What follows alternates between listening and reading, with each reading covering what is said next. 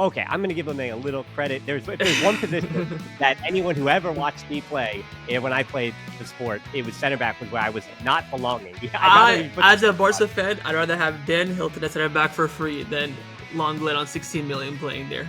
But it seems like the club is going to bring him back for a number of reasons that aren't involved with what's happening on the field. So I'm going S tier for Cancelo, and I'm going to let you help me fill in João Felix. João Felix, my friend, is A. Because the club has said they want to keep him. He wants to stay. His agent, like you mentioned, he wants to stay. So everyone's on the same boat. It's going to just purely come down to negotiations. If negotiations go well, he'll be a first-team player next season. Welcome to episode 597 of the Barcelona podcast, brought to you by the Blue Wire Podcast Network. I'm Dan Hilton, and joining me today, all the way from another part of the Barcelona internet, is Hafed, better known as BarcaBoy, but he's been over on my section of the Barca universe, and I've been on his, so it's all across the line at this point. And today's show is a little bit different, though, because BarcaBoy, we're going into your territory. You've done many a tier list, and I never have, but it's time for me to get with the times, because, again, I've been here on the internet for 15 years, and these tier lists have been on the internet for at least 5 at this point. So I thought today, with the off season, we'd have a little bit of fun, or at least I'm going to try my best to figure this out and have some fun, because today we're doing transfer talk, and I thought a tier list would be the perfect way to do that. So how does that sound, Fed? Sounds good. Let's get cracking. I'm excited. Well, so you are the expert in this. So I think the first thing I have to do, because I'm me, is set the parameters, make sure we're all on the same page. So before we get to this good old-fashioned tier list, we're going to be talking about next year's first team squad. Or by next year, I mean in about a month and a half time. So what I'm not going to do today is doing the La Masia kids that could get promoted. So no Casado, no Fort, no Marc Guiu, no Marc Bernal, no Mika Faye. So basically any player, even Fermin Lopez, Pau Barci, and, well, I know Fermin Lopez does have a first-team number, but Lamine Yamal, Pau Barci, you don't have first-team numbers yet. We're not talking about them either. These are players that would be transferred in, or even, as you probably already see on your screen, those who are returning from loans, and how likely, so this is a tier list of how likely, or what is the probability of these players being in Barca's first team next season. So everybody got it? Well, I mean, Fed, I know you got it, but I'm hoping everybody at home gets it. Hopefully, yeah. All right, so let's jump right in, and we're going to start with the loanees here that are returning to the club or could be returning to the club.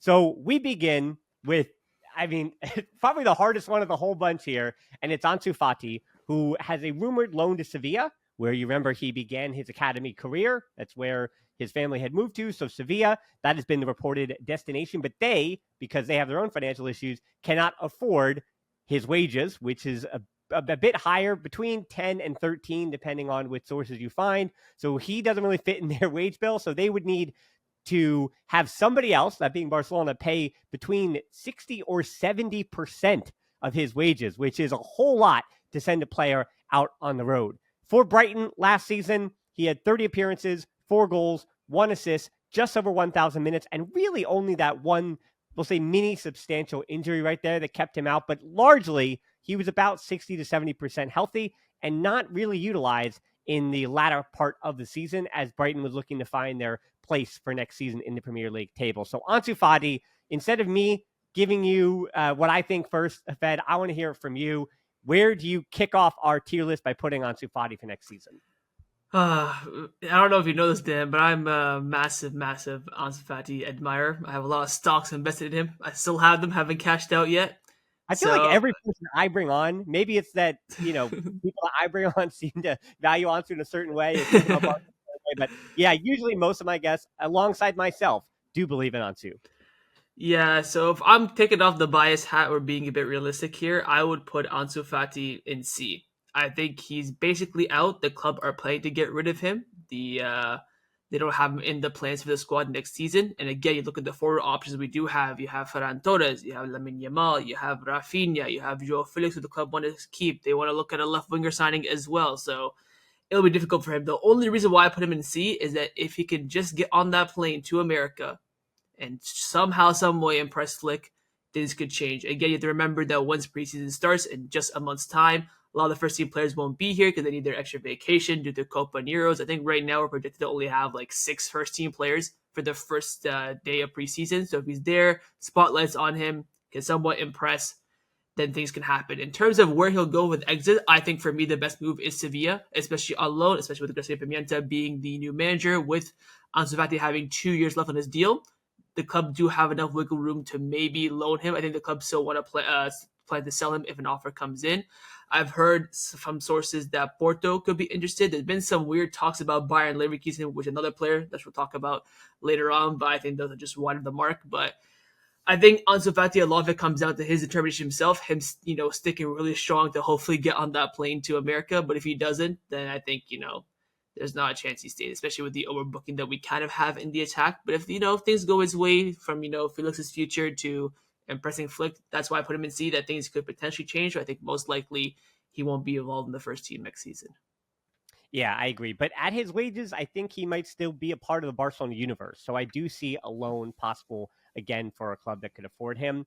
The unfortunate thing is, unless he really impresses on that loan, again, I think his future at Barcelona might be over, which is, again, devastating for everyone who's been on the Ansu ride for the last few years. Now, a guy that I got a lot of flack for a long time for defending last season was Eric Garcia. Now with Girona, I know there's not a lot of Girona fans to give me my credit and my plaudits, but after 33 appearances, 5 goals, which again, we're talking about defenders, who cares about goals, but 2,700 plus minutes as a starter, both as not really an outside back, but in that 3 center back setup that they would build up because Girona liked to play with a lot of possession, as well as playing as a actual true and tried center back. And he just had a good season. That's what it was. It was a flat out a good season. Now, returning to Barcelona, though, I think he's still down the pecking order from Pau Barcy, who, while it's really interesting, though, if you look at their maps in terms of like RBREF or one of those websites, Eric Garcia was actually just as statistically good as Pau Barcy, but we look at our eyes as to what they both did in front of the home crowd. We look at what they did over the course of a season, and you think that if Eric Garcia were to remain at Barcelona next season, it would be to replace Inigo Martinez. Now, to your point about Bayer Leverkusen, you already brought him up, with Alex Garcia going the other way, and while it wasn't for a lot of money, Girona still got a little bit of money in. To Man City via Torres in France, because again, Citigroup owns all 3 of those. So Girona gets no transfer money or anything from Savio because he was just on loan through Citigroup. So I don't know if there's, again, scratch my back and you need to scratch ours thing with helping Girona replace somebody, because again, they're in the Champions League next season. So they're going to have to reinforce their squad. And I do believe that 3 to 5 million for Eric Garcia, maybe 10 at the highest, would be enough to get the deal done. But again, if Barcelona says, hey, we want to sell Inigo Martinez, he's going to be easier to move with his wages or whatever. But Eric Garcia's wages are pretty low. So I don't know. I feel like, yes, he'd be a welcome 5th center back, but also I feel like the club can benefit much more from moving him on. Mm-hmm. You mentioned excellent points, but you forgot to mention one, kind of 2 points that I'll bring up. Firstly is the overbooking that we do have at center back. We have a ridiculous amount of center backs. Yes, some of their futures are in doubt, whether it be with Idaho's renewal, Christensen having a good market and coming in for free, so we do sell him. Fair play margin will benefit us. Market for Kunde, you have Pau Barcy's coming in. But don't forget the other ones as well. You have Inigo, whose future will need to be decided, Clement Longley as well, Michael Fay. So with the overbooking at center back and where we're currently standing, I think Eric Garcia is probably in the C as well, similar to Ansu Fati. I think the only way he could stay is if other things go his way. I think if Xavi was still the coach, I'm putting Eric Garcia in A. That's the big difference that Xavi's opinion on the player is. I personally think Eric Garcia is a good player. Even when we signed him for free from Man City, I was really excited about him. I just think that the few mistakes that he made during the Coleman/Xavi season had a lot of fans in doubt. And then last season, of course, didn't play too much, then went out on loan due to overbooking.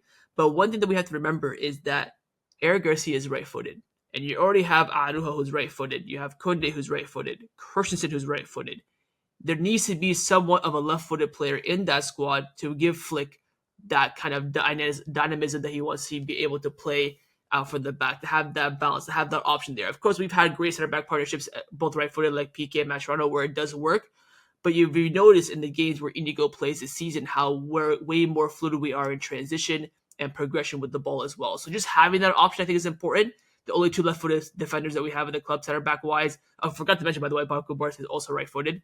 The only left-footed ones are Micalfe and Inigo Martinez. So With that being said, do they have options to stay? That's going to be analyzed on their futures. But I think with that being said, the overbooking as well, having a market a bit with Girona, I think everything's in line for Eric Garcia to somewhat leave. But again, it's kind of on the same board of Ansu Fati. Got to keep it a bit even. If he goes in preseason and drops Flick's jaw, things could change. But I think only way that Eric Garcia stays is if there's a sale in the center back department. I don't even think Inigo Martinez's exit is enough because again we have to re-register him, so he either leaves for free and we pay his wages, or we register him and he stays. But I think a sale for Arujo, Christensen, Kunde could maybe change a few things. Yeah, let's finish up with the center backs on loan with Clement Lenglet. He did play 2,000 minutes this last season for Aston Villa in 25 games. He is still just 28 years old, which isn't bad, but yeah, it's right in that the prime of your career. And while it probably, I'd say that's enough that if I was Aston Villa, I'd consider bringing him back because they're also playing Champions League football next season, so they need an even larger squad. And for Barcelona, though, here's the problem. Keeping Clement Lenglet costs around 16 million per season. So if Aston Villa has already indicated they don't necessarily want him, the club's priority has already been stated that it's to transfer him as soon as possible. With all the other players that we already mentioned, he is the number one priority to find a new home for him ASAP. So, I mean, I think this is our first D. I think this is pretty easy, right? Absolutely.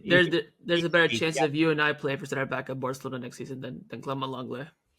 Okay, I'm going to give them a little credit. If there's one position that anyone who ever watched me play, when I played the sport, it was center back was where I was not belonging. As a Barca fan, I'd rather have Dan Hilton at center back for free than Lenglet on 16 million playing there. Absolutely not. I don't know if Jeremy can look like I'm taller than I am, but it is. Have some faith in yourself. Back yourself. You'll be fine. It's all about confidence. All right. Speaking of backing himself, Alex Valle backed himself to go out on loan to Levante this past season. 29 appearances for them. Who Levante did miss out on promotion, but he did play and started 63% of all minutes in all games. So a player that was, hey, am I going to be a starter for Barca Athletic even to go out on loan in the second division? And, he definitely increased his stock. He's either 20 now or going to be 20 this season. So he's still really young. And, he's an interesting one because we talked about all those moving pieces. And there is a world where, and we'll get to Cancelo because you see him on the list, but there is a world where Cancelo doesn't return on loan. And then Barcelona are kind of looking around and maybe Falle's team fights for saying, hey, we actually want to take like 15, 20 mil and make sure he's a starter somewhere in the Liga or the Portuguese league or wherever, and they send him off anyway. And then Hansi Flick is looking around and he goes, wait a second, I have a left back right here who played in second division who's fine being a backup to Balde, and Inigo Martinez could be there as well. So there is a world where Alex Valle does wind up being around, but I don't know. Is he a B or a C? I think that's kind of where I'm oscillating. It's exactly where I'm oscillating. So I think he's like a high C, low B. I would put him in B mainly because that his future does depend a lot on Cancelo. I think, I don't know if you know this or not, the plan for Barcelona right now in regards to fullbacks is to have Cancelo and Julian Arujo at right back, who again we'll touch upon later on, and then Hector Fort and Balde at left back. But of course, Ford being able to play both sides, Cancelo can also play both sides as well. So that's always been the plan. Like you mentioned, he played a lot with Levante, 63% of their games. That was a lot of the first half of the season. The last few months, I'm not quite too sure the details, whether he fell out of favor or he picked up an injury, just never recovered, kind of like with Ansu Fati with Brighton. But he didn't play that last few months for Levante. So he just have a bit of a market. You could probably, sell him on and get like a percent of a future sale or a buyback option, whatever the case may be, if he doesn't, explode at his new destination. But his situation really depends on other ones as well. I don't think it's like an Ansu Fati and Eric Garcia where he can like perform well in training and, convince Flick. I think his situation a lot depends on other people because the club have already kind of committed. They've given a Balde renewal last September. They gave, of course, Hector Fort one a renewal a few weeks ago. We'll talk about Cancelo and Arujo later on, but those decisions have already been made. So with Valle, it depends a lot on other things. But he's a bit higher than Ansu and Eric, mainly because if those other things don't happen, he's basically guaranteed to stay. So that's where his future lies. I think he's a good player. I personally wouldn't have mind having him as a fullback option. I think I would have him at left back and keep Hector Fort with the B team, playing there consistently. Then maybe next season think about Hector Fort, promoted to the first team.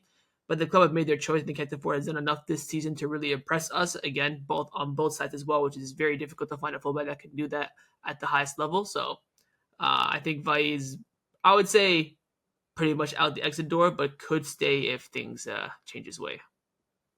Yeah, so I put him right at B because we're not really sure, but yeah, he's either there or he's not, and those two directions are pretty definite as opposed to impressive or anything. It's so interesting because you said it, and Julian Araujo's going in A, and this one's kind of not puzzling to me, but if you watched him in the 40% of the starts that he had for Las Palmas, many of which came in the first half of the season as well, 45% of all total minutes, about 1,600 minutes on the season under Garcia Pimienta, had the 2 goals in the 28 appearances.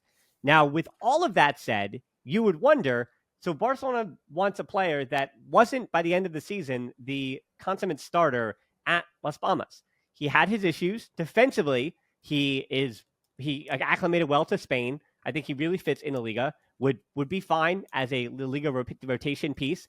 But it is kind of interesting that having watched him for multiple seasons in MLS, I wasn't that surprised. It wasn't that crazy that he was making the move. But you look at where he stands in the Mexican national team.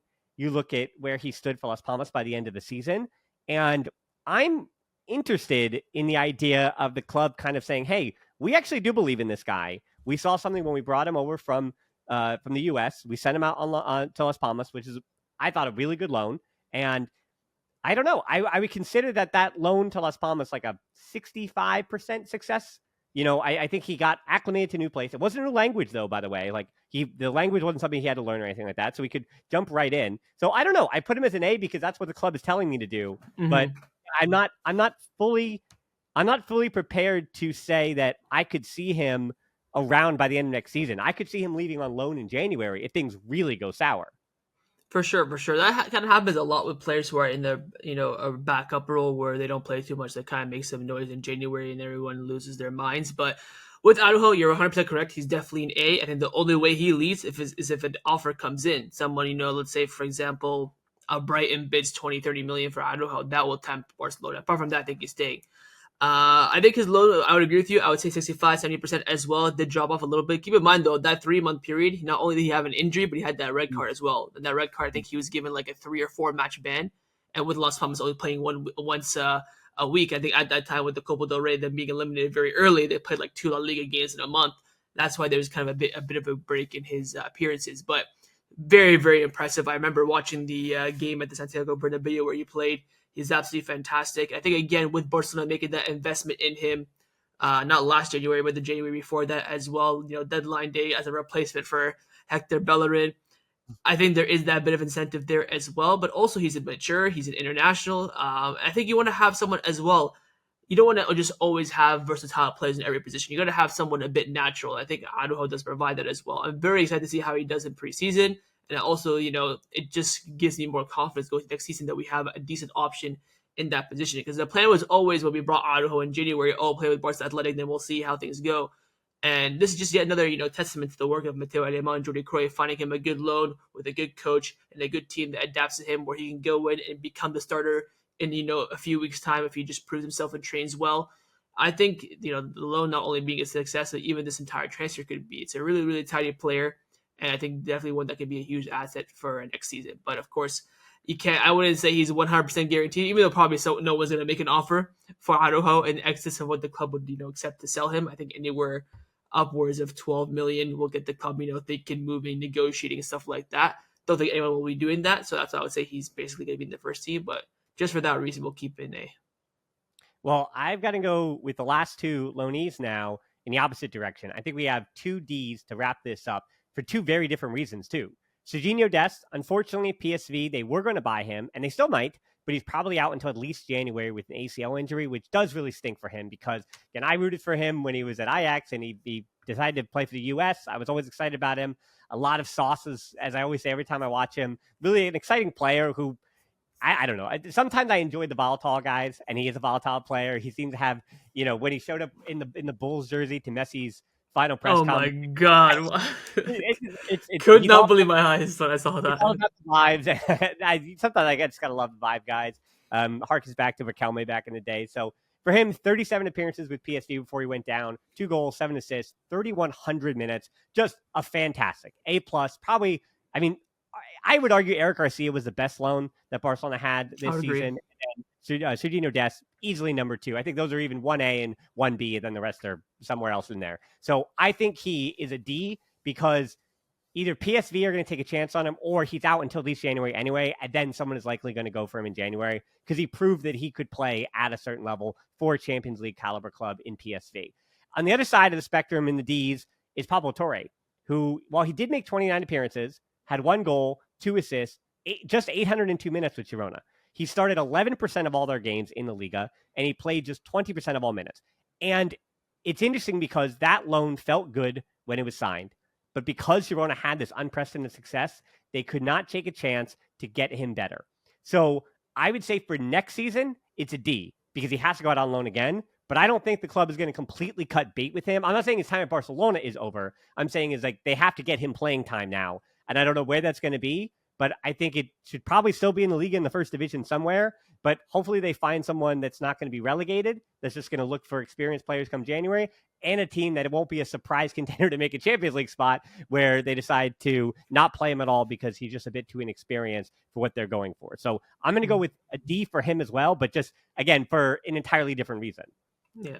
Just to add, so I completely agree. Just to add to your points. Firstly, with Dest, I'll tell you what, there was some noise when he was playing well against a player that's, young and versatile, can play both left back and right back. There was some noise. He then came out saying that if Xavi's the coach next season, I'm not going to stay at Barcelona. Xavi then, decided to leave. There's a bit of, noise around Dest being an option.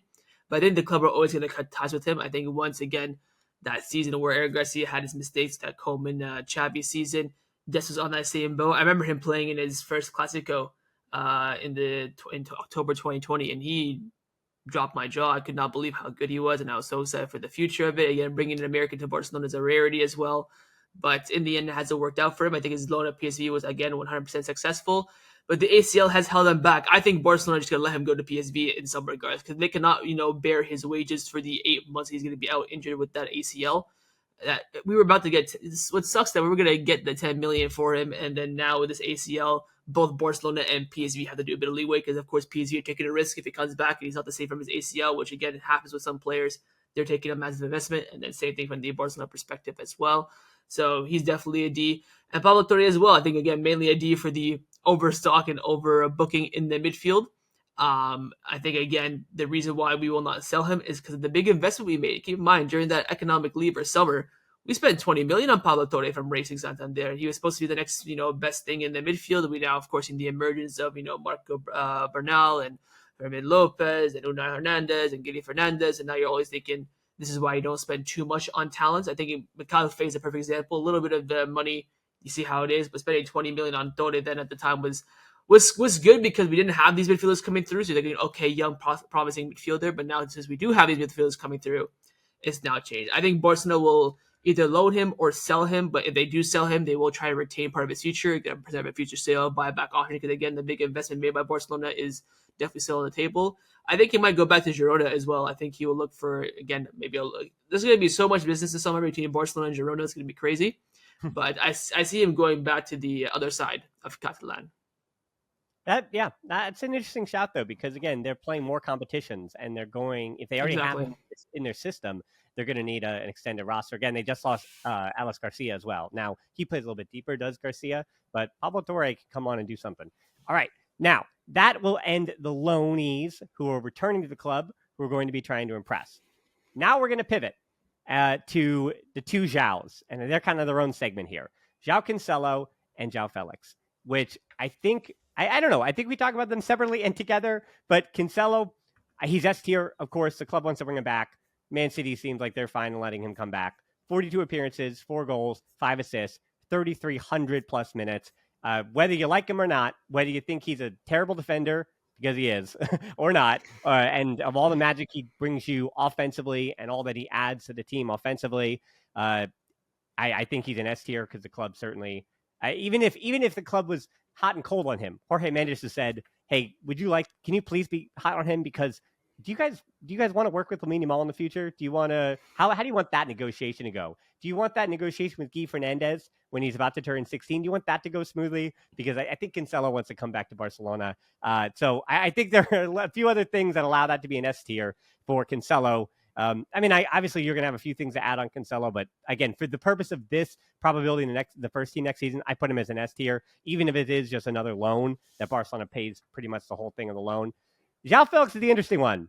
44 appearances, 10 goals, 6 assists, only 215 minutes between goals.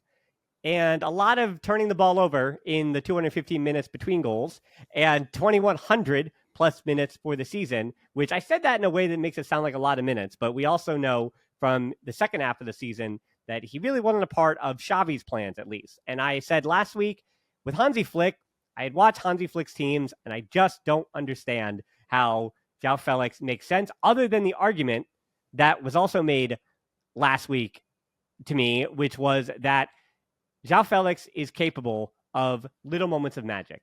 And as the purist said last week, he's a player that, because of those little moments of magic, makes sense for Hansi Flick because you work a lot and then you really expect your forwards just to make the most of this one or two opportunities. And he is that kind of player. So the purist kind of had that idea put it in my head, but I don't know. My gut, I'm going to trust it on this and say he's not a Hansi Flick kind of player. But once again, it seems like his return to Barcelona has very little to actually do, which is insane to say this with a player who makes that amount of money and who'd require you to move those kind of mountains to bring him back. But it seems like the club is going to bring him back for a number of reasons that aren't involved with what's happening on the field. So I'm going S tier for Cancelo, and I'm going to let you help me fill in João Felix. João Felix, my friend, is A. Because the club has said they want to keep him. He wants to stay. His agent, like you mentioned, he wants to stay. So everyone's on the same boat. It's going to just purely come down to negotiations. So if negotiations go well, he'll be a first-team player next season. Now, I agree with you. I was very against the signing of Felix at the end of last summer. I didn't think he was a Barcelona player. And I said at that time he used to get, in my opinion, double digits in both goals and assists to really impress me. In the end, he did it. I thought he was well on track to do so. I think the fact that he reached double digits in goals was a surprise for me.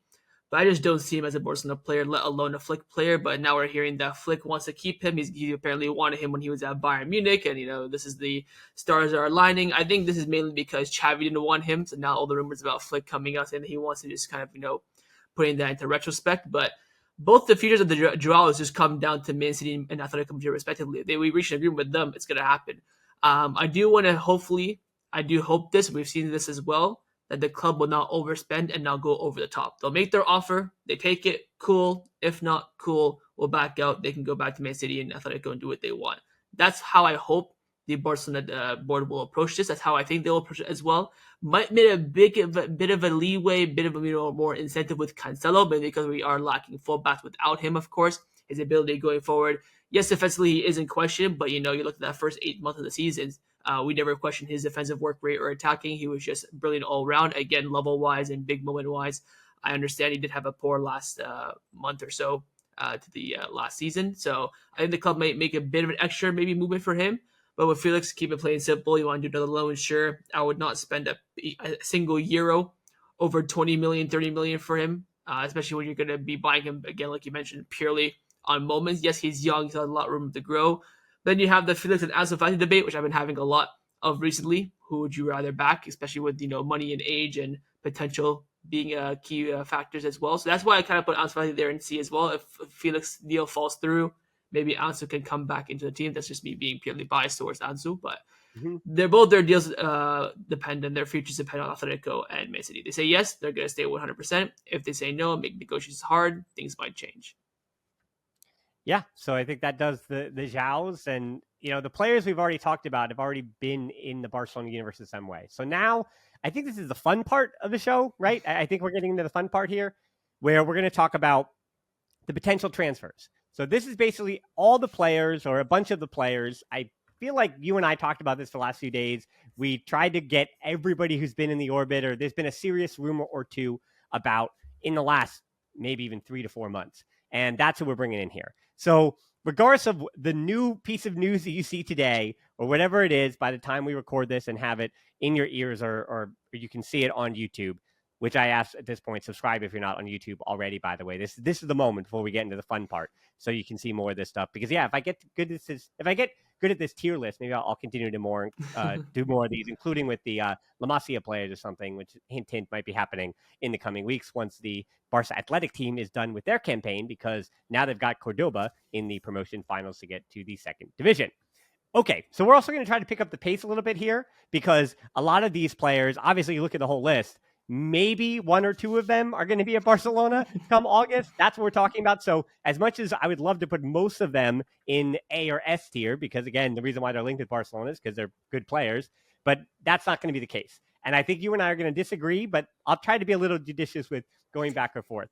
So let's start with probably the player who's been linked with Barcelona for one of the longest amounts of time, but has also been pretty steadfast on the fact that he is not going to be arriving because he wants to stay at Real Sociedad. Real Sociedad will not take anything less than his release clause. He played 45 games last season for Real Sociedad.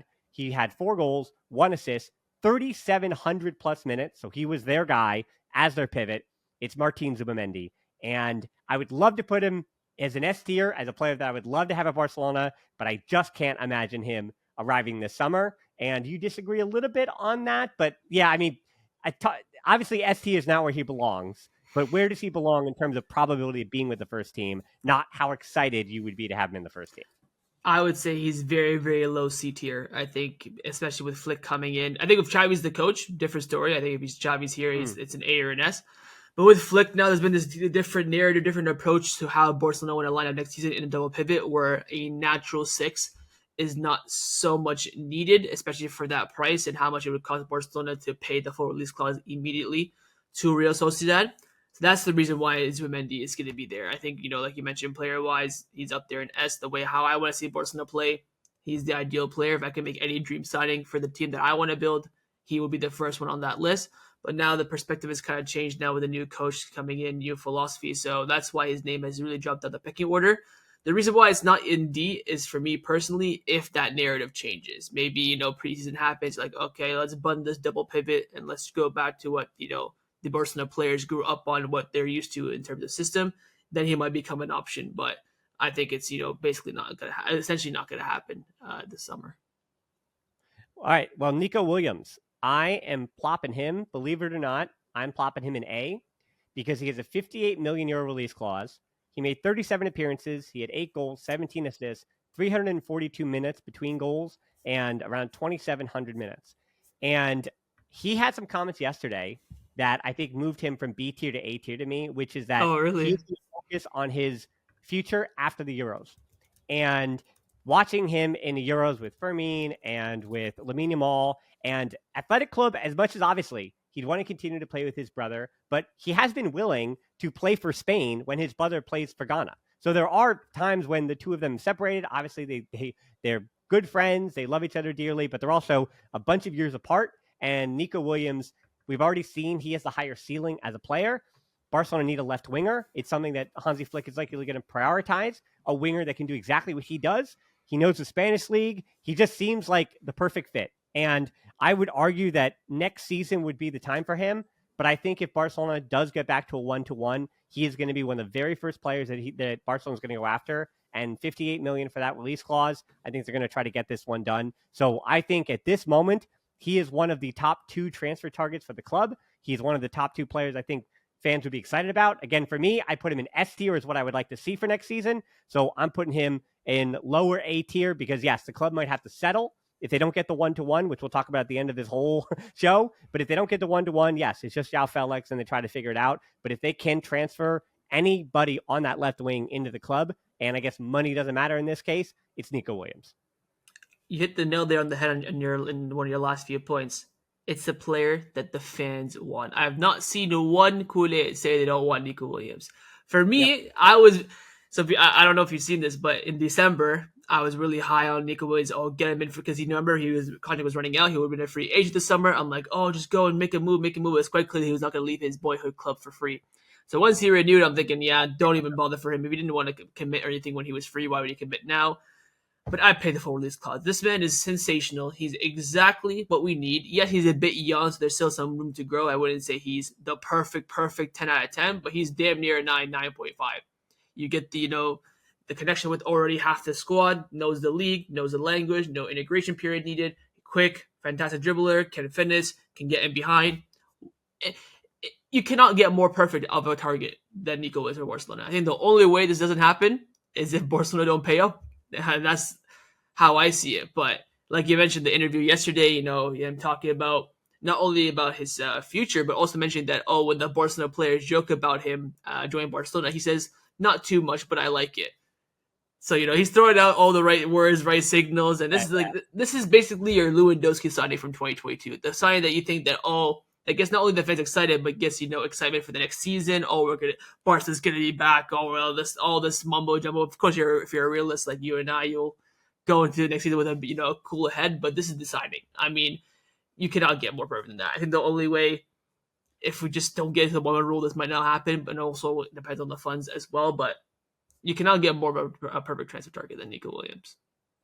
All right, next up, Angelo Stiller. He has a contract with Stuttgart until 2027 with no release clause. His agent is Pineda Javi, which is also the agent for Lewandowski and Hansi Flick. Interestingly enough, he does not, or he does also know, that being Flick, know him from his time with Bayern's youth academy, where he spent most of his time before moving to Hoffenheim in 2021 and then on to Stuttgart in 2023. He did last season. He was Stuttgart's guy in the midfield, 91% of all minutes. He was kind of allowed to go anywhere. So is he positionally, when you're asking him to just be a defensive midfielder in a double pivot, he can do that. 36 appearances, 1 goal, 6 assists, again, 3,100 minutes. So I think he's not going to be cheap. Again, no release clause. So they'd have to work with Stuttgart to make it all work. But I think he is gettable. I think, of course, with his agent being his agent and Flick having a word in his ear, I think that's the way that if Hansi Flick says, hey, I'm the new manager, can you give me a guy? And all the other kind of midfield options are too expensive, because we're about to get to some of the other ones of them. And if they're too expensive or it's not possible, I think they could land on him. So I have a hard time kind of fitting where we're going to find him, because it seems like yesterday was the first time you hear that connection. And Flick, it all makes sense, though, with Flick and the agent and all that stuff. But you could also argue that his agent did perfectly time that news story to come out and hit the presses to be like, hey, I've got an early 20s midfielder that I could sell to Bayern Munich in 2 years for a big number or something like that. So I don't know. I could see that story completely fizzling out and we don't hear of him again for another year or two when he moves to Dortmund, or, well, not really Dortmund, but you know what I mean, to Bayern Munich, especially if it's in the Bundesliga. So I don't know. I feel like last week's stuff was enough to put him in a B, but more realistically, it feels like he's a C. But I don't know. We don't have enough in the B. Should we put him in B? I would put it in B. I think the important factor here is Hansi Flick, the one bringing him on the table and recommending him to Deco and the rest of the board. It looks like we're looking for kind of not a box-to-box midfielder, but a midfielder that can do both ends of the midfield role. Yes, his defensive ability for Stellar isn't the greatest thing in the world, but he's someone who can do that job. But then again, you could also make the argument that Frankie de Jong can do that job as well. So to be fair, despite his long contract, he will be available for an okay price, around 25 to 30 million, including packages and everything like that. Agent being Fini Zahavi, up the back pocket of Joan Laporta, Lozay, Jorge Mendes could, play some roles here, being German, being a player that Flick will ask for, a player that Flick has put on the table that he wanted. So it's an interesting option, one that I personally wouldn't mind, but I wouldn't say he should be the main midfield reinforcement because of his age. I think we're at a point in the midfield now where we need some experience. I've been crying out for this for about 2 years now. Our midfield is not really a balance of youngsters and experience. It's just a balance of youngsters now who are about to have the experience. But they need someone in there who I think can give them that extra edge. And I don't think Stella could do that. But although if we do sign him, I wouldn't be terribly against it. But that's why I put him in B. I think because Flick, we were looking for a player of his profile, good option, good price, and the manager is not requesting for him, but has put his name on the table. All right, I got another A for you here, and that is Mikel Moreno, who is out of contract in 2025, 45 appearances, can play in that double pivot, 8 goals, 5 assists, 3,600 minutes, and I'm putting him in the A tier. But the real question I have for you to make this a little bit more fun is, has he been the better midfielder than Frankie de Jong since they both arrived in Spain, since he signed with Real Sociedad from the EPL and Frankie de Jong arrived from Ajax? Has he been the better midfielder? Absolutely not. I don't know. Frankie de Jong is miles clear. Absolutely miles clear. I think with Mikel Merino, it's the reason why I would put him at A as well. I'd say he's a high B, low A. I think it's because of that La Liga experience. Stellar is, of course, much younger, so you'll get more time out of him. They're both going to be for around the same price as well. But again, you kind of suit the need that I want, which is a bit of experience, especially in La Liga. No integration process needed. Knows the league, knows the language, can bond with the majority of the players as well. And he's a player who dominated La Liga last season as well, alongside Zubimendi. I've seen now people since he's been linked with Barcelona that he's actually better. He's been a better player for those who did than Zubimendi now, which is very very Yeah, ironic. But yeah, he's a quality player. We of course remember. I don't know if you remember this or not. We were linked with him a lot when we were with Ronald Koeman. Koeman was a big, big, big fan of Menino. It was him or Wijnaldum at the time. So I was screaming for Menino just because Wijnaldum was. You've seen how that kind of turned out. But yeah, it's a great option, especially he fits the profile well in terms of what Flick is looking for in the midfield. So decent option. Again, he's talked about Barcelona recently as well, saying that we'll talk after the Euros. Basically, Barcelona ain't doing nothing until after the Euros and Copa America at this point. But yeah, very good option again with the experience and with the price tag, and I would definitely edge him just a little bit right now ahead of Stellar.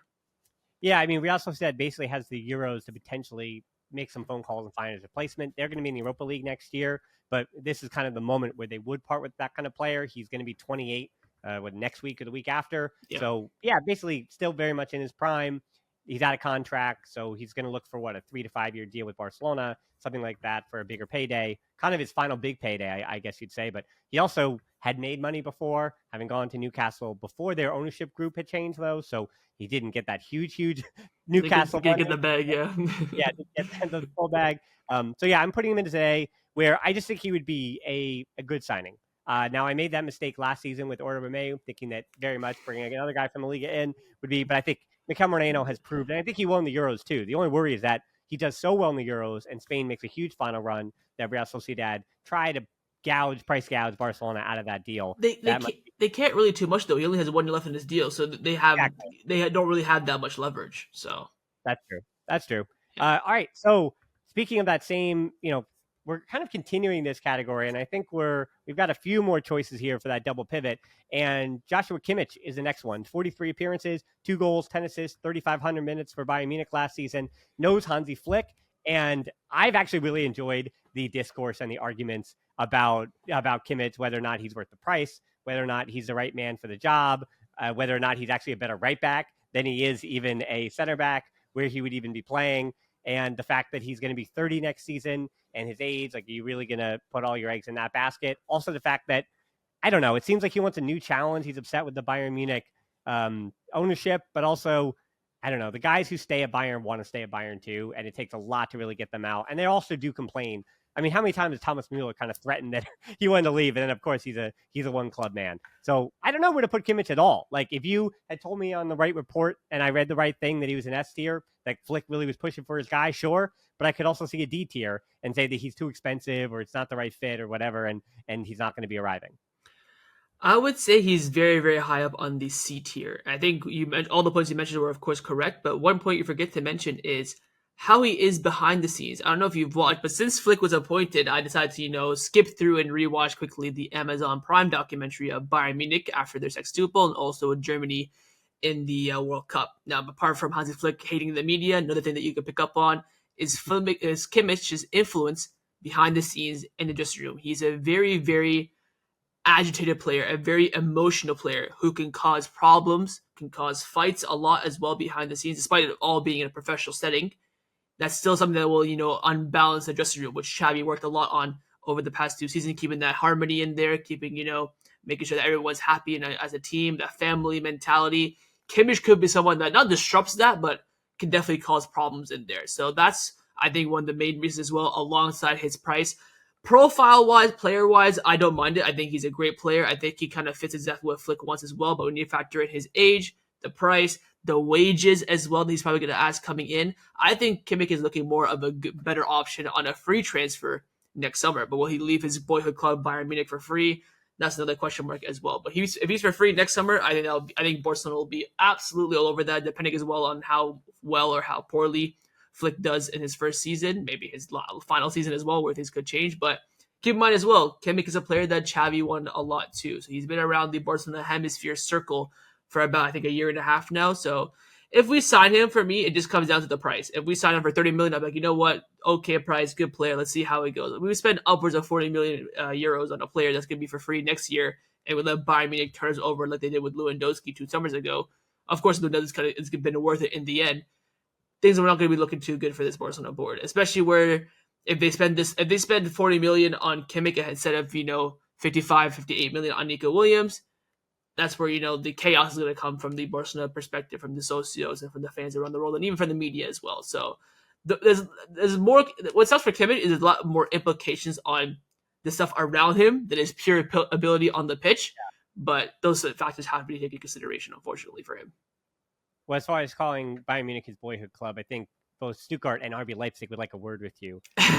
Where he's grown up. Of course, he's had clubs before. He's started off at Stuttgart a year or two at Leipzig, but Bayern is where he's been now for the past 15 years. He's played with Gnabry and all these other players since he was kids as well. So it's kind of been that kind of core family in there. And then, of course, Bayern Munich being the biggest club in Germany. So, yes, not his boyhood club on paper, but a club that he's loved and been with for a very long time.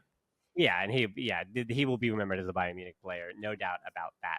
Now, a player that might be remembered as a Valencia player, but merely because Valencia doesn't have a lot of guys to remember right now, and that is Javi Guerra, the young center midfielder, 40 appearances for a Valencia team that needed him to play 2,700 minutes last year, 4 goals, 1 assist. And I'm oscillating between C and D on him because I really like him. I like his profile. But between Marc Casado and Gabi and other pieces, especially Frankie de Jong making what he's going to make, I just feel like the club they already kind of have what he would give them, and they don't really have the option to invest in another young midfielder in that spot unless Frankie de Jong is actually going to be sold, and then they would kind of bring him in as an option, and that's the thing. So is he low C or high D for you? He's definitely low C, and everything you mentioned is 100% spot on. This is very much a Deco player. This is a player that Deco likes, that he would like to bring in, that he sees as an interesting player. But when you factor in everything as well, price and what Flick wants as well, what this squad needs as well, what the squad currently has, it makes it quite difficult for Javi Guerra. I think a lot of things have to, something we talked about with, Vai and Ansu Fati, a lot of things have to happen for him to be, a genuine strong contender. Right now, he's just kind of a name in the background, which was the same thing for Romeo. Remember when Gerard Mera leaked that big pivot list? I was in Barcelona after the Sociedad game where we lost, and he leaked this big list of top 7 pivots that we need for Busquets leaving. Romeo was like 7th, and in the end, he was the one who we signed. So you never know how things do turn out, but as things currently stand, definitely a lower option on the midfield reinforcement end. I'm looking at the names here, so I think we might be able to end this show a little bit quicker because I got a lot of D's down here, I think. I don't know. Maybe, but we're going to go to Luis Diaz next, who you speak about Deco players. This is a player that Deco has also been linked with having liked. And really the only reason why Luis Diaz, the Colombian left winger for Liverpool, would arrive would be if Rafinha goes the other direction for a big number.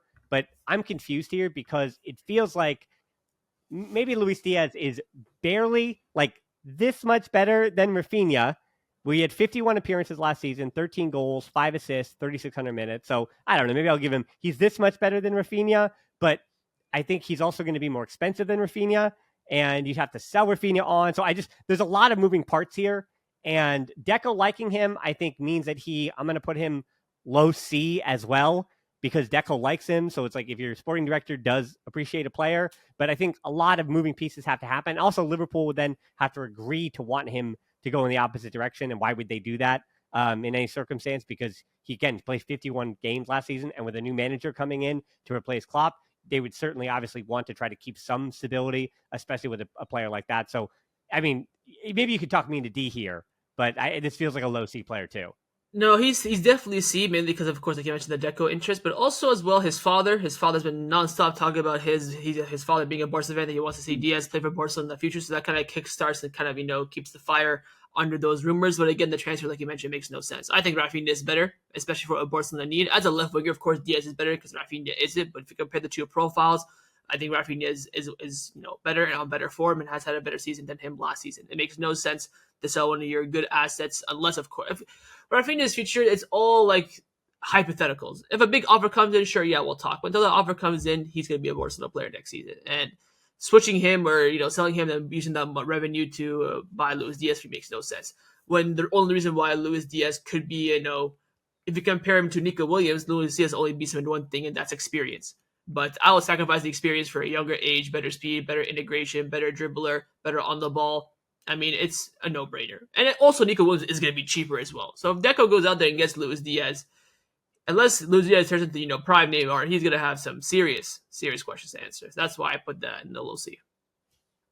All right, next big question. This one actually, honestly, one of the hardest ones. I'm going to put this on you. 43 appearances, 10 goals, 15 assists, 347 minutes between goals. Pretty good.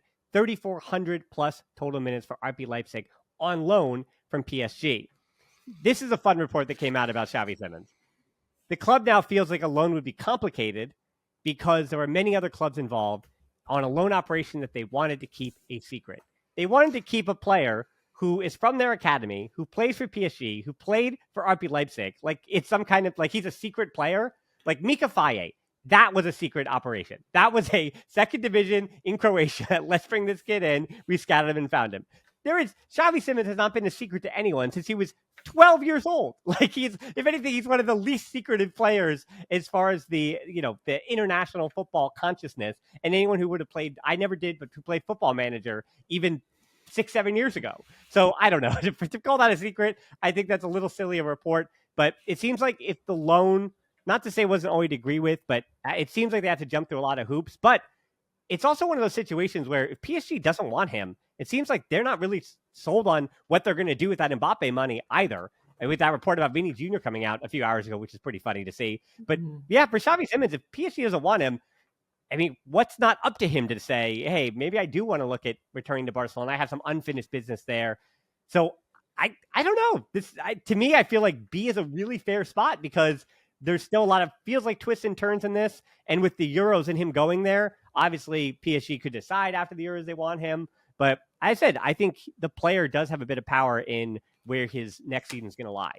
Yeah, you're spot on. I think he's a B. He's a pure 50-50. And I'm trying to take my bias hat off because I would do many things to get Xavi Simons at Barcelona next season. I think he is a sensational player, and you get him on a loan as well. So with the agreement that he has with PSG, he can go on loan to any club he wants next season because PSG cannot sell him this summer. Because if they do, they have to give half the transfer fee to PSV, which they agreed with last summer. So it's all this kind of commotion stuff. Xavi Simons is actually the first young Barcelona player that I knew. I remember being in high school. And this kid with an afro who had the same name as Xavi was, losing, going bananas and having like 1 million plus followers on Instagram. So, and the reason why he left as well is all, I don't know. I just think that now, if he wants to come back, now would be his time. He's in a peak of his powers. He's a player that could be very useful on loan. He's friends with 60% of the squad, so integration wise will be a piece of cake.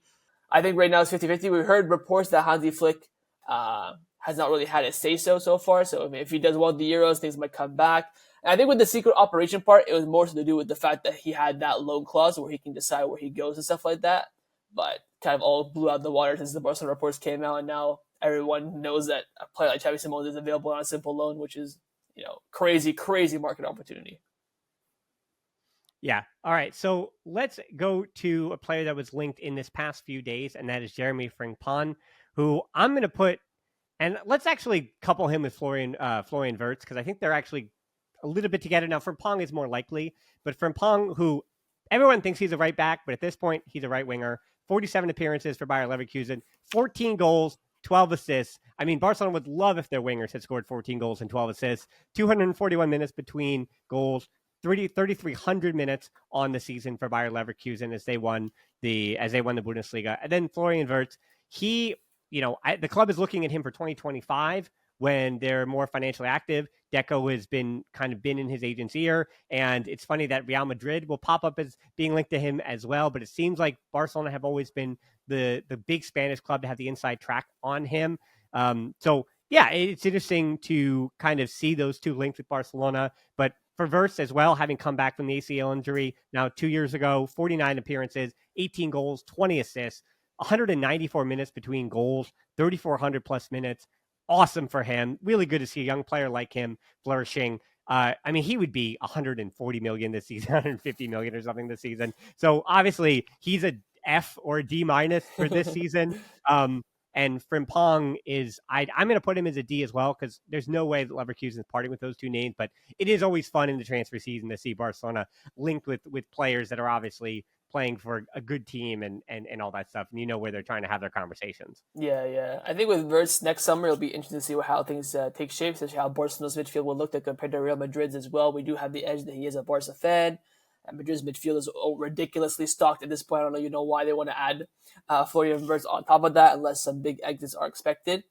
With Frimpong, yeah, he's a right winger. I mean, look where he plays for Netherlands. He literally plays as a right winger. He's a wing back. He's very much similar profile of Cancelo. So if we miss out on Cancelo, maybe then Frimpong becomes a bigger option. I wouldn't mind that. There have been reports that apparently an Ansu Fati Frimpong swap deal could take shape, especially with the Xabi Alonso Spanish connection and Alex Garcia coming in as well. So things could shape up there. But definitely both a D here. I think a miracle would need to happen for Frimpong. Of course, versus 0% chance. Danny Olmo, to me, A under Xavi, D under Hansi Flick, it appears. 25 appearances for him, 8 goals, 5. That was actually surprising to me. I know he had a bit of injury in 25 appearances, still 8 goals, 5 assists. Not too shabby, 250 minutes between goals, 1,700 plus minutes for RB Leipzig. But I figured that he played more, and I figured that he was more influential. Now, the Euros could change people's mind on him as well, or it could kind of sour people even farther to him. Now, obviously, he is one of those players that would like to return home, or, there's always connection to Barcelona, so he'll be linked. But I think for this summer, at least, who knows what the future holds, but for this summer, I think he's back to being a D. I mean, maybe the lowest C, if you want to talk me to that, but I think he's like a high D. No, you're definitely right, high D. Look at the players ahead of him as well. I think all these players have better options, whether it's Ansu Fati staying, Xabi Simons coming on loan, João Felix. With Dani Olmo, Xavi, yes, was a big fan. And I think Dani Olmo, I've always said this before and I'll say it again, I think he will come back to Barcelona in the future. I think he's the perfect free agent signing, even though he will not be a free agent for some time now. That's how I see him as. One of the things that you have to remember as well, though, when João Laporta got elected back in 2021, the two players that he loved as, a watcher of football and that, he liked to watch on the pitch were João Felix and Dani Olmo. So João Felix is already here. So Dani Olmo will always have that, I think, linked to Barcelona, coming back to, the club as well, being a fantastic player on top of that. But with the overstock we have in his position, better options and market opportunities as well, we're not going to fork out 60 million for Dani Olmo this summer. So he's definitely in the D. Here's a tough one. I'm going to do Onana, one who Deco has also been high on. You've seen that before. And Everton seems like they're going to ask for a ton of money, which I think does pour a little bit of water on this. So I don't know where to put him either, because he plays 61% of EPL minutes, 37 appearances, 3 goals, 1 assist, 2,700 minutes. But those don't matter for a defensive midfielder like him. He did win 94% of his aerial duels, and his 3 tackles per game put him in the 92nd percentile in all midfielders. He is good enough on the ball. We're going to see him with Belgium, and I hope he has a big showing for them. But that could also inflate his price tag for Barcelona as well for the Euros. So I don't know. I think there are other options that you've heard linked closer than him, but I feel like Barcelona would not do wrong to bring in a destroyer type, and I think he would actually be a pretty good signing and a good fit. So I don't know. I think he seems to be priced out, and the rumors have moved on. So I don't know. I'd like to actually hear what you have to say. So I would place him in C, right beside Luis Diaz. Again, you have that Deco connection. And I think, honestly, in Hansi Flick's system, he is the perfect midfield signing. But the issue is the price tag. Now, of course, Everton do need to sell players before June the 30th to comply with manager fair play laws in the Premier League. So if they get close to that date, they might knock down the price tag a little bit. Of course, for 70 million, Onana, despite him being perfect Barcelona, is not worth it. For me, I see him as a 40 million pounds. So that 40 million pounds we talked about with Joshua Kimmich, happily I would pay that for Onana. So if he comes down to that price, things could change. I think he's, again, the perfect option, but with the price tag that's currently set, makes it unlikely. But if Everton need to sell, they haven't sold anyone by by June the 30th, they need to make some moves. They might, throw in a little discount for the Belgian midfielder. But fantastic player, one that I would definitely take on Barcelona. And I think, him and Nico Williams being the two kind of marquee signings for Barcelona with a little, Xavi Simons loan deal, you're looking at a damn near perfect squad. Yeah, I would like the pick. Again, he would put, if I could, again, how would I prefer players? I put him as an A, but as far as likelihood to arrive, I put him in a C, where I think we can also place maybe a D here. Guido Rodriguez, the agreement between Barca and Guido Rodriguez was an S tier as of last month, but once it hit May 30th, then he was fully eligible to be a free agent. It was only a verbal agreement between the club, and Xavi was the one who wanted him. So once they made the transfer, not transfer, but once they brought in a new manager in Hansi Flick, he was like, hey, guys, 58% of starts for Real Betis. He played less once Johnny Cardoso, the young American midfielder, kind of found his footing for Real Betis. So I think Barcelona, especially the more we hear about them, as we're going to end the show in a second here, returning to a 1-for-1. Guido Rodriguez, I think, is a signing that they make last summer or this summer if they're not at a 1-to-1. But if you're at a 1-to-1, the club knows that they could do better than Guido Rodriguez. Again, he's a good professional, won the World Cup with Argentina. There's a quality La Liga player, but I don't think anybody that's going to excite the club at all. So I'll let you decide whether or not you want to put him low C or high D at this point. No, he's definitely a D. It would have been an upgrade, a nice little upgrade on Romeo, but now we have other priorities, and he's not really the profile that we need now in the end. All right, and then the last one is impossible for us to know. It's a 16-year-old who I know you and I have really never seen other than maybe the same 2-minute highlight video that you both probably. So a center back for the U19s and Barca Athletic, this would be that signing. Dorothy Macchio, who basically would be replacing Andrea Natali, who was the big Italian center back prospect who played with the U19s last season and who just today made the move for up to 10 million euros to Bayer Leverkusen. So I think that's as I've mentioned with the center backs, there's a really good group right now with Andres Cuenca and Kubarsi and Mika Faye.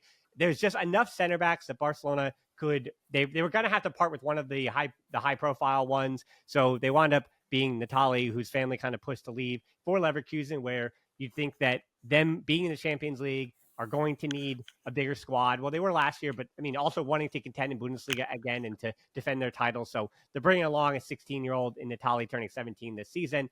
So back to Macchio, though, he's a left-footed center back. And as you mentioned, it seems like that's where the club is looking to fill in to that position. He played at Genk in Belgium. He's made less than 10 professional appearances so far. So I think with the club being so heavily linked to him already and Natali going the other direction, I'm going to put him as the B tier is looking a little light at this moment. So I'm going to put him as a B tier, where a player that if this deal is done in the next week, it's going to make sense. But I think if you stop hearing from him a week from now, that means that deal is done. Maybe his agent tried to get him something, or it was something that fell through. Yep, 100% spot on. Also, don't forget as well, you have McBackey in the Barca Athletic, who's probably going to go back to LA with us not extending the option to buy his loan as well. So it's going to be another center back vacancy. McAlphay is not going to be part of the B team as well next season, whether he's going to be at Barcelona or somewhere else. Different story for a different day, but again, there are options there for him to be signed, and we'll see in the next few days on what decision he does make. I understand now that the decision is in his hands. He wants to come to Barcelona, but he wants the offer to be a bit higher. When the Barcelona crack or not remains to be seen, but top talent, and we'll see how things turn out.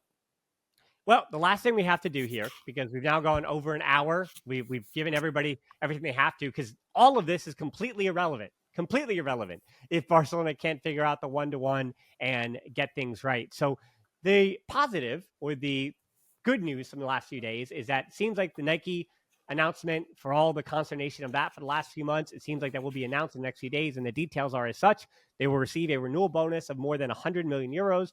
Nike will pay between 105 million and 120 million fixed per season, and then a series of variables that will be paid by Nike based on the trophies that Barcelona do win. So you hope that they win some trophies. And the negotiations are still going on. Those are the final things to be talked about in these remaining days as to what those variables are and how much Barcelona will get and what that amount will be every 5 years after the accumulation of this deal, which will be 10 years. So that would be 2 different installments, you will, of variables. And couple that with the 40 million. Now, here's the big question. Couple that with the 40 million that Barcelona are looking to try to take Libero to court over from the last I saw, but that cannot take place. Again, Spanish courts, that cannot take place for a bit of time unless the court were to immediately make some kind of judgment on that for a number, or they would give some kind of legal leniency to Barcelona to get that sorted out in a short amount of time, because it appears that to achieve the 1-to-1 rule, Barcelona will need to, this is the same thing with the Libero deal, settle the outstanding amounts that the club owes the Liga for the sale of Barca Studios in the summer of 2020, as Barcelona has only paid 40 million of the total 200 million for that deal, with 40 million owed from last summer and now 40 to owed in June, and then another 60 also to be owed in the coming months and coming years. So it doesn't seem simple, but it's also one of those that Barcelona might find an answer as they race against the clock to get this done. What have you been hearing about all that nonsense as well? This is gonna happen. The club are gonna. I'm beyond confident the club will go to the 1-1 rule. The frustrating part for you and I as Barca fans that we're gonna have to wait here until June 29th at 11:59 p.m. when the club decides to activate everything. What I've been hearing is that the Nike deal has been done for about 2 weeks now, and what they're deliberating over is the length of the deal. Apparently, Nike want to have a 15-year, 20-year deal, where Barcelona trying to still hold firm on 10 years. With the liberal stuff, I'm hearing that we've found another investor company to cover it. Whatever the case may be, the club have been flip flopping left, right, and center. 1 week the Nike deal is done. Now we're hearing delays. The kit was supposed to be released next Thursday. Now it's going to be beginning of July. The club like to move like this, especially under Laporta. They get stuff done. They get stuff done with great numbers and great movements, but they do everything last second. From March, we knew for Barcelona to return the 1-1 rule, they had to either get the liberal stuff sorted out or get a Nike contract renewal. Laporta has finessed this Nike renewal as one of the greatest things he's done, I think, in my opinion, at the club, apart from the Spotify deal, where 1 minute we had no Nike, they offered us like 80 million as a renewal. Now they're offering us 100 million euro sign-on bonus, biggest sports manufacturing contract in the world. So absolute masterclass from him. But this is all going to get done last second in fantastic Barcelona fashion. Yep, I would be optimistic, and it's the summertime, so I'm allowed to be optimistic, and I don't have to be pessimistic because I don't. No, it's 100% happening, but they're just gonna do it last second like they usually do. They want to deliberate, they want to move stuff around. Look at all the activities we've done. Spotify deal was last second. Signing Joãos was last second. Bellerin, Alonso, Aubameyang, everything the club does is always at the last second. So they're gonna end up doing it. I'm very confident in that, but when is where the big question mark comes in. Yep. So we're going to have to wait on that. The good news is the Euro is starting in a matter of hours, because it's going to take me a while to edit and figure all that things out on the back end. So by the time you're watching or seeing this, you're probably also having the Euros on. Hopefully this is in the background and the Euros are on the front screen. Just let it play through the playlist. Get that watch time up, of course. Help us out. And then the same thing, BarcaBoy, you know where to find him on YouTube and all over social media as well. So that's all linked down in the description or the show notes below. So yeah, BarcaBoy, thank you so much for giving me. I probably should have done this 4 or 5 years ago, but again, I've been doing it in my own way for years. But thank you for letting me do this tier list. And now that I'm on it, let's see how many more we could do. Maybe we could just do the exact same one with how much we'd like to see them at Barcelona, but I feel like we kind of gave those answers away as we were going along. Yeah, absolutely. It was a great video. Looking forward to doing more in the future. Definitely on my channel as well for sure. But all in all, you can't go wrong with tier lists. So better late than never with them. Yeah, and speaking of tier lists, our Patreon does have different tiers. And of course, as low as $3, you can just be on the basic tier for patrons. We can get these shows without the ads and all the rigmarole as well. And you can also help the show out. So again, as low as $3 on the Patreon, down in the show notes below. And thank you to all my Patreons that continue to support me throughout the summertime when there's less matches, less content, and all that stuff. Twitter and Instagram for both of us. Close Facebook group, the Barcelona Podcast. Answer the questions. I let you in. And of course, the other part of our community is on Discord as well. A good rating on the podcast app. Subscribing to both his and my YouTube channels. The easiest, quickest, freest way to help us both out. Most importantly, thanks so much for listening to the show. Until next time, we'll talk to you soon. And Forza Barca. Forza Barca.